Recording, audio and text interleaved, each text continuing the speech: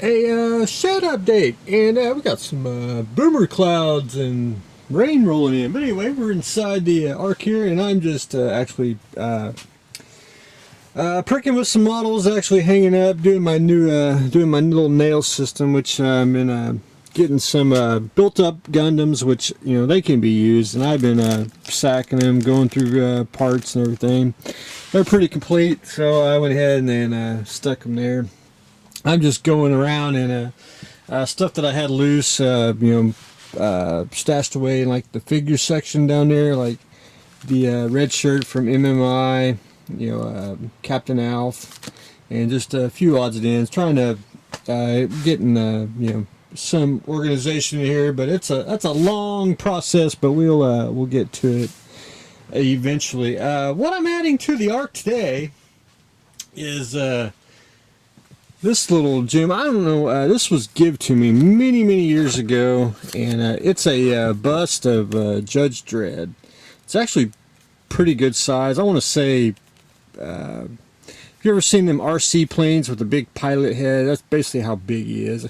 I don't know who makes him, and I mean, it's one of those, I want to say, old-time resin, garage making, chemical inducing type of resin where it's almost brown. I call it gasoline resin because back in the 80s, it had like a petroleum smell to it, but I don't know. It's somewhat painted. I mean, not professionally by no means, but it's pretty cool to have. I'm still trying to this day to find out who makes one of these, and I will give credit who makes the Judge Dredd and who the sculptor is of that bust. That was pretty much figure wise. That was just digging through the parts box. Model kit wise, I added my Talleyrand 155mm gun, which artillery. I have a little bit of artillery, but not a whole lot. I like to have I think it's should be basic with the tanks and everything in my little collection, but that's just me. It's a great looking kit. Just just basic howitzer there. Batmobile, I really wasn't going to put it in here, but I'm going to go ahead and do it anyway. This is actually a bank, and I actually repainted it and everything. I think it's just a good generic base if you want to scratch build or sculpt something off of, because it's a little bigger than the Mobius kit. It's actually wider, so I always thought there could be another variant or something of that nature. But anyway, I want to stick that in with the rest of the Batmobiles so I'd know where it was at, and if I wanted to sculpt something of that nature.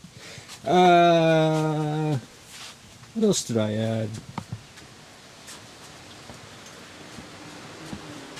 Well, God only knows. But anyway, this right here, this is a Zombite fighter. This is from Jerry Anderson's episode.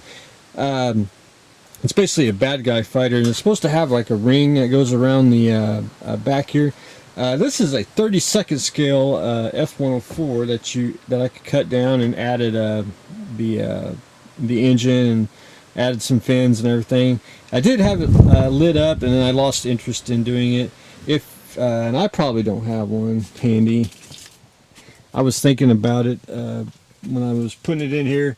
If you can find a 48 scale, like an Airfix F104, that's what they used for the TV show props for the fighters. So I thought that would be. I just never did ever get one. If I ever run across one, I'll definitely add one to the art. And the wind's picking up. I think hopefully don't pull up the ark and send me to Oz. But anyway, it's a fun project. I want to do the bigger scale because to me, well, I'll give you an example. That right there is Buck Rogers studio scale Thunder Fighter, and I basically want to do something of that nature, like that. That big and more detail and bigger and everything. But I thought it'd be cool to have some with that. And since I did less interest in it, I got the box in here somewhere that I was going to actually put it up, and we will stick the Starfighter in there. And one last thing, and I'm going to add it, and I want to tell everyone just a little bit of a story. This is the fence that goes to the that's probably not, it's probably over here buried where I assume it's at. There should be the Munster house, and this fence, there's actually a photo etch set that goes with it. It's made by Paragraphics, and this fence goes on a base that was made by ODG Studios. Well, short story, I quit making the bases. I made so many of these, got burnt out, and I was just constantly making these left and right. And so I quit making them, and I quit doing them. So basically, there's another company that makes these. ODG quit making the base too. He sold the base off, the molds and everything, to a company called Red Planet. So if you ever see the fence and or the base, a company called Red Planet will hook you up. He starts making the fences and the base too, and a few other things, aftermarket parts. But anyway, that's a quick little story. That's just one thing that if you ever see these with the Red Planet logo, always remember who I am the originator of the little fence here. But anyway, that's a quick little version. I'm just out here while it storms and the sun comes out, and out here just moving along, playing with some model kits and forgetting what I put in here and trying to get a little sense of normalcy while I put stuff up. But anyway, what's that? Lunar rover, huh? We'll dwell into that next time. There is one, I really thought about making a vacuum form kit of Dr. Evil's rocket. I thought, just have to take off the supports there, but I think it could be doable. And it would be unique. Just one of those sci-fi rockets that, everyone should have in their collection. But anyway, that's what I have got going on. I'll have another update pretty soon, depending on... There's a show next week, which is also Wonderfest weekend. I won't be going to that, because that's a lot of traveling. That's almost like 20 hours driving to and from.